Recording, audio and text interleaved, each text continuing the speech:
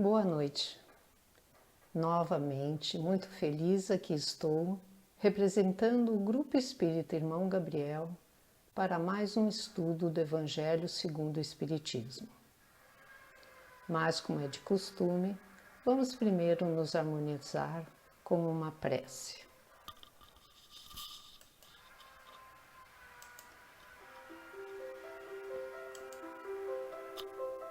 Senhor, estamos aqui novamente reunidos em Seu nome para que possamos compreender Seu Evangelho de amor. Auxilia-nos nesta compreensão para iniciarmos a prática das bem-aventuranças.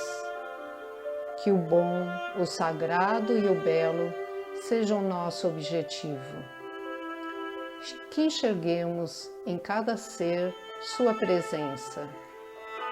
Que tenhamos a ciência, que vivemos a experiência que necessitamos, que a compaixão esteja em nossos pensamentos e atitudes, que nos perdoemos, entendendo que ninguém nos prejudica em momento algum, que envoltos em sua imensa proteção, aprendamos que somos merecedores de amor e que nos amemos como Deus nos ama, agradecendo essa experiência de prática e evolução.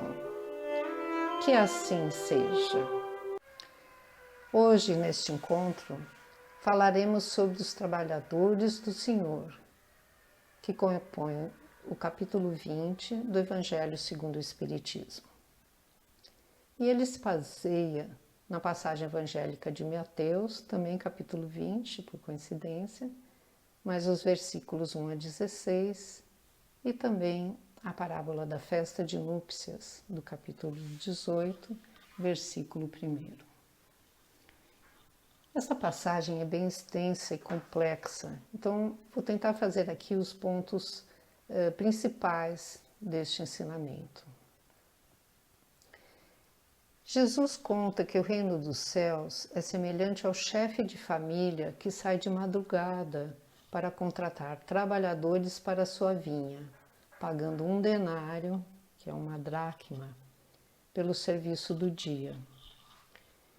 À 3ª hora, manda contratar mais trabalhadores e fala que vai pagar o preço justo. À 6ª e à 9ª hora faz o mesmo, e à 11ª ainda encontra trabalhadores desocupados que reclamam que ninguém lhes oferece trabalho, e esses então são contratados. No final do dia, às 18 horas, ele inicia o pagamento pelos últimos que chegaram, dando a cada um uma moeda, sendo este o pagamento de todos os turnos. Os primeiros reclamam com o chefe de família de terem trabalhado mais, mas o Senhor reafirma que este havia sido combinado e termina com a significativa frase: os últimos serão os primeiros e os primeiros serão os últimos, porque muitos são os chamados e poucos os escolhidos. Bom, eu fiz aqui um resumo, né, dos versículos, né, e essa passagem evangélica para mim sempre foi um pouco confusa e de difícil compreensão. E se a gente for interpretar somente pela letra, né, pelo que está escrito, sem enxergar a sua mensagem parabólica, o ensinamento passa a ser até analisado como punitivo, né, ou mesmo preferencial do chefe de família. Então eu busquei a interpretação de um autor que tenho muita admiração, que foi Carlos Juliano Torres Pastorino, mais conhecido como Carlos Pastorino.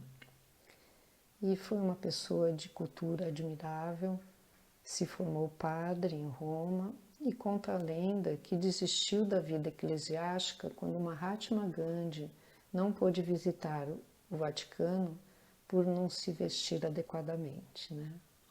E o Pastorino dizia que ele se vestia igual a Jesus. Ele foi professor, jornalista, tradutor e se tornou espírita quando leu o Livro dos Espíritos. E na palestra desta noite, né, lógico, além de interpretação do Kardec, no Evangelho segundo o Espiritismo, e de Emmanuel, no livro da Esperança, escrita por Chico Xavier, eu vou colocar a interpretação do Pastorino contida no seu livro A Sabedoria do Evangelho.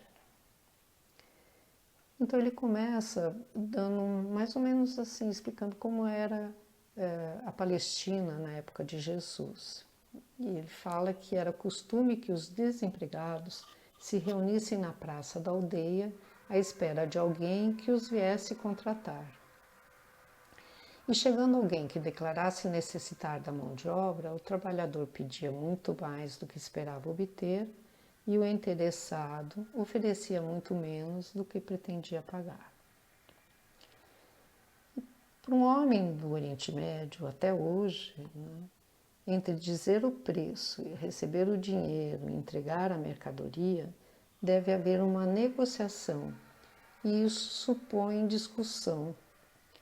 Ele pede um preço alto, aí você oferece uma coisa, um valor mais baixo, até se chegar a um consenso. E se tal não ocorrer, o oriental se sente frustrado, porque ele prefere discutir e ganhar menos na negociação, a receber muito mais pelo preço inicial sem ter essa negociação.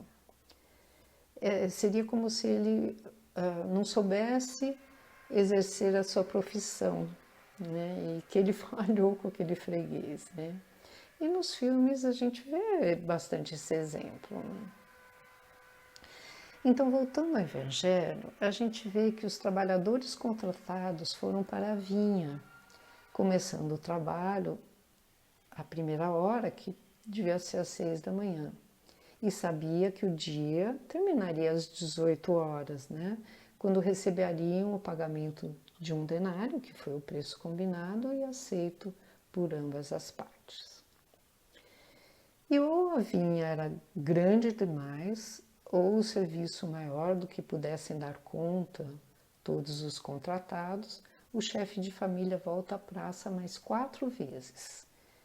A terceira hora, que seria 9 horas, a sexta, 12 horas, a nona hora, que seria 3 da tarde, 15 horas, e a 1/10 hora, que seria às 17.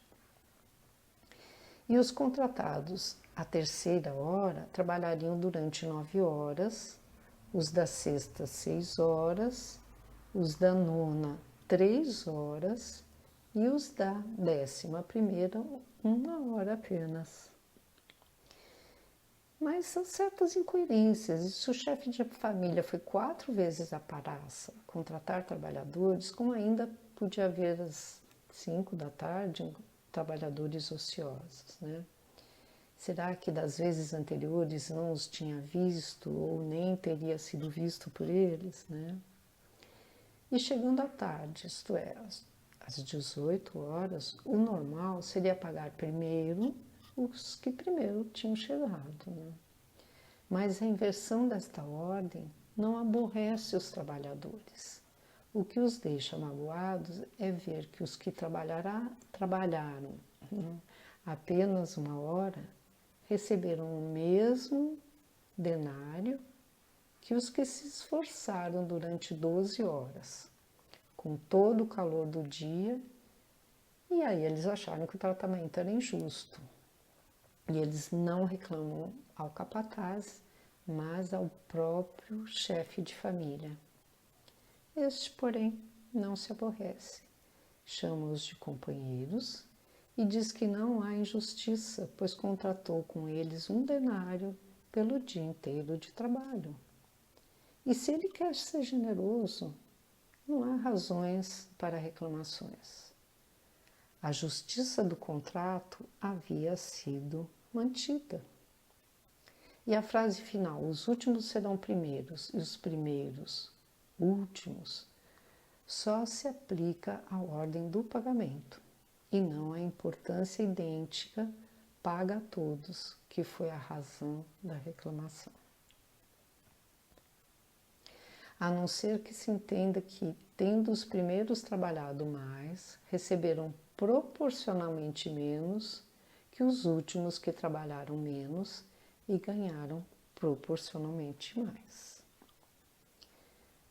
Realmente, ao contratar os trabalhadores, da terceira hora, o chefe de família disse apenas que lhes daria o que fosse justo, sem especular o preço. E o mesmo parece que fez com os outros. Pastorino explica também que nos ensinamentos judaicos antigos, no livro Talmud, há uma parábola semelhante a essa. E ela narra de um rei que tinha contratado em seu serviço muitos trabalhadores, dos quais um era mais ativo em seu trabalho. Vendo isso, o rei leva este trabalhador para passear com ele. E quando à tarde chegam os outros para receber o salário, e é dado o mesmo pagamento completo ao que tinha passeado o dia todo, eles se queixam, Eles se dizem cansados do trabalho de um dia inteiro e aquele que havia só trabalhado 2 horas recebe o mesmo salário que eles. Que justiça é nisso? E o rei responde que aquele lá fez muito mais em 2 horas de trabalho do que os outros num dia inteiro. E agora, compreendendo os ensinamentos da parábola, nós não podemos interpretar o chefe de família como sendo Deus e a recompensa como sendo o reino dos céus, isto é, o céu definitivo depois do desencarne. Pois Deus é justiça e amor e não trata seus filhos, no caso da parábola, os seus subordinados, com parcialidade. E o pagamento não é a entrada do reino dos céus, pois sabemos que para entrar neste reino precisamos ter esta conquista individual, laboriosa e lenta, através do encontro com o Cristo interno. Temos no fundo a convicção que o tempo de vida, de trabalho, a idade avançada dá uma certa sabedoria e autoridade à pessoa, estando ela mais apta a receber mais pelo seu desempenho. Então, se um funcionário trabalha 8 horas por dia, ele se acha com direito de ganhar mais que outro que só trabalha 4, sem levar em consideração o valor do serviço realizado por um ou pelo outro. Essa é a mentalidade geral, sobretudo daqueles que suportam o peso do dia e o calor do sol. Não é injustiça nem ingratidão preferir o João a José. Se João vale mais que José, embora José tenha feito maiores favores à obra e nela permaneça mais tempo, o que deve decidir é o valor próprio e a capacidade real de produção e a fidelidade ao pensamento básico da organização. Isso traz dificuldades, dissabores e até, muitas vezes, inimizades ocultas ou mesmo claras. Mas se realmente ocorrer tal coisa, isso virá provar que o dirigente estava certo. Se um discípulo se aborrece porque foi preterido e colocado outro no lugar que ele julgava merecer, isso prova que ele não o merecia, por estar ainda imaturo, tanto que ainda se magoa por exterioridades e faz questão de postos e de posições. E o que se assemelha ao reino dos céus? A resposta é um chefe de família. O reino dos céus é obtido se alguém souber agir como chefe de família, não como os trabalhadores.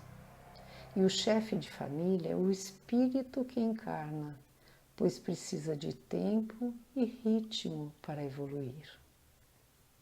Alguns pegam um trabalho pesado na vinha durante as 12 horas, né? Isto é, durante o ciclo inteiro, como se fosse o ciclo inteiro de civilização. Eles sofrem o peso do dia e também o calor do sol, pois tem que desbastar toda a parte grosseira do homem primitivo, do trabalho braçal, da conquista pura e simples do pão de cada dia com o suor real do seu rosto. E lembrando que vinha significa o estudo simbólico do espiritualismo, os trabalhadores seguintes irão sendo convocados em períodos posteriores. Mas à medida que a evolução avança, cada tipo de personagem dura menos tempo. No fim, o movimento é mais rápido. Assim, as do terceiro ciclo servem ao Senhor, que é o espírito que os engaja, durante 9 horas, ou seja, 3/4 de um ciclo inteiro. Os convocados no sexto servirão durante metade. Isso, lógico, né? Não tem um rigor matemático. Assim, os últimos personagens utilizados na evolução do espírito executarão o seu trabalho em períodos de tempo muito menores, embora o serviço realizado seja equivalente, ou às vezes até superior, né, aos dos primeiros trabalhadores. Daí o salário ser idêntico em valor. Proporcionalmente, o trabalho executado também foi equivalente. Então, o reino dos céus é semelhante a um homem justo que distribui a cada trabalhador o salário justo de acordo com o preço do serviço realizado e não do tempo empregado para realizá-lo. Assim, tanto merece aquele que necessita de 10 encarnações trabalhando para consegui-lo, quanto aquele que numa só existência o conquista, porque seu esforço foi mais intenso. O espírito é o único que pode julgar, o único que pode contratar e escolher as personagens que necessita para trabalharem em sua vinha. E a explicação dada no Evangelho segundo o Espiritismo, em 1862, pelo Espírito da Verdade, é que chegou o tempo de transformação da humanidade. E felizes serão aqueles que trabalharam no campo do Senhor com desinteresse, movidos pela caridade. Suas jornadas de trabalho serão recompensadas 100 vezes mais do que esperavam. E felizes serão aqueles que disseram a seus irmãos: vamos trabalhar juntos e unir os nossos esforços, para que o Senhor encontre a obra terminada quando chegar. Então ele vai dizer: venham a mim vocês que são bons servidores, que souberam calar seus melindres e discórdias para não deixar a obra prejudicada. E felizes são aqueles que entendem que tudo que vivenciam é produto das suas escolhas. Tem um exemplo interessante de 2 irmãos gêmeos que tomaram rumos diferentes na vida. Um tinha uma família amorosa, era um empresário bem-sucedido, era justo com seus trabalhadores e dava ainda palestras motivacionais. O outro não tinha emprego, vivia bebendo, não tinha esposa, pois a última havia abandonado ele, e ainda morava de favor. E quando perguntavam o que os levara a esta vida, a justificativa dos 2 era a mesma. O pai vivia bêbado, batia sempre na sua mãe, e quando ela faleceu, eles saíram de casa e cada um seguiu o seu rumo. Portanto, você experimenta apenas os resultados da sua própria escolha. Não é vítima de nada, somente do que arquitetou para a sua vida.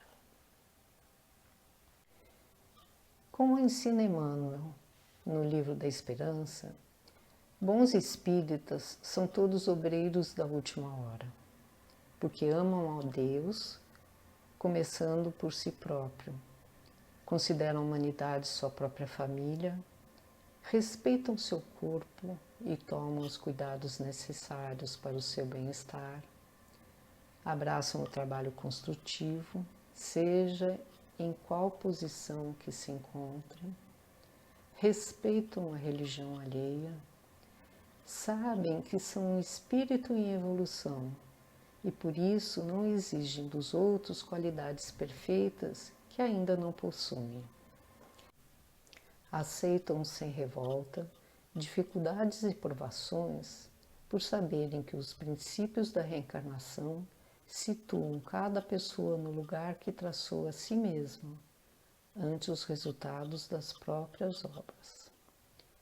Trabalham no aprimoramento individual, na certeza que de tudo melhora em torno à medida que buscam se melhorar. Estimam no dever cumprido, seja no lar ou na profissão, na vida particular ou na vida pública, o alicerce da pregação da sua própria fé. Esquecem todo o mal, pois exaltam sempre o bem. Exercem a tolerância fraterna, corrigindo o erro sem ferir, como quem separa o enfermo da enfermidade. Estudam sempre, amam sem escravizar e sem se escravizarem. Usam as posses do mundo em favor da prosperidade e do bem de todos e levam uma vida simples. Então, o Evangelho de Jesus é o guia para o nosso melhoramento e aperfeiçoamento e devemos seguir os ensinamentos morais, procurando entender e compreender a Boa Nova no seu contexto espiritual. Jesus nos deixou pérolas e ensinamentos fáceis de praticar e que nos ajudam no dia a dia. Um deles, que mais gosto, é o orar e vigiar, que é a base da meditação. Orar frases curtas que podem ser: eu sou como Deus me criou, ou eu descanso em Deus. Ou outra frase pode ser: eu e o Pai somos um. Escolho a minha frase e penso nela. E solto.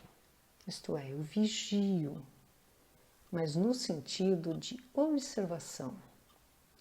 Observo os sons do espaço onde eu estou, o bater do meu coração, aquele passarinho cantando, os sons da cidade, do campo, da obra, da casa aqui do lado.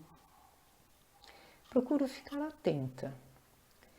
Mas como temos o hábito de nos perder nos nossos pensamentos, quando percebo que parei de observar e me perdi naqueles mesmos pensamentos, sejam quais forem, bons, ruins, agradáveis, desagradáveis, felizes ou não, eu volto e penso minha frase novamente e observo, vigio. E ao praticar 3 vezes ao dia, durante 15 minutos cada sessão, eu estarei meditando. E se conseguir, na hora da aflição, ou da revolta, ou da angústia, lembrar da minha frase e simplesmente observar, estarei no tão falado aqui e agora. E a meditação é a melhor maneira de nos ligar à nossa intuição, que nada mais é que estar aberto aos conselhos dos nossos mentores. E estar no aqui e agora é estar no presente, que é o único momento que existe, pois o passado não volta mais. E o futuro depende da minha escolha atual. Não devemos acreditar que quando começamos a meditar, deixaremos de ter pensamentos. Eles ainda vão estar presentes, e isso é perfeitamente normal.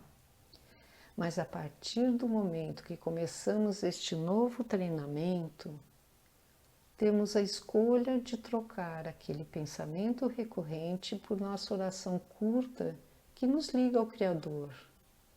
Então, observar o momento, a beleza dele, seu perfume, seu som, sua perfeição, o corpo que está ao nosso lado, que abriga temporariamente um espírito eterno e perfeito, feito à imagem e semelhança de Deus, e que está evoluindo como nós mesmos. E esta é a nossa jornada de volta ao verdadeiro lar. E só cabe a cada um, com seu livre-arbítrio, procurar evoluir, com o esforço da concentração no amor a si mesmo, no perdão, no não julgamento e tendo a oportunidade e a bênção do trabalho de última hora. E para encerrar, vamos rezar a oração íntima de Maria Dolores. Senhor, Tu que me deste paz e consolo à vida, não me des condição para espalhar na vida a sombra da discórdia ou estender na estrada as pedras da aflição. Tu que acendeste em mim a luz do entendimento, na fé com que me alteias, não consintas, Jesus, que eu suprima a esperança das estradas alheias. Tu que me concedeste o verbo edificante que nos induz à prática do bem, nunca me deixes formular palavra capaz de condenar ou de ferir alguém. Tu que me desvendaste o sublime valor da provação que a lei de causa e efeito determina, não me faças entregue à queixa e ao desencanto em que eu possa esquecer a justiça divina. Tu que me conferiste o privilégio e a bênção do serviço, como ensejo celeste e dom perfeito, não permitas que eu viva sem trabalho, desfrutando o descanso sem proveito. Naquilo que eu deseje e naquilo que eu sinta, pensa, diga ou faça, contrariamente à eterna lei do amor, em tudo quanto eu queira, sem que o queiras, não me aproves, Senhor. Boa noite a todos e que tenhamos uma vida de amor e paz em toda a humanidade. Que assim seja.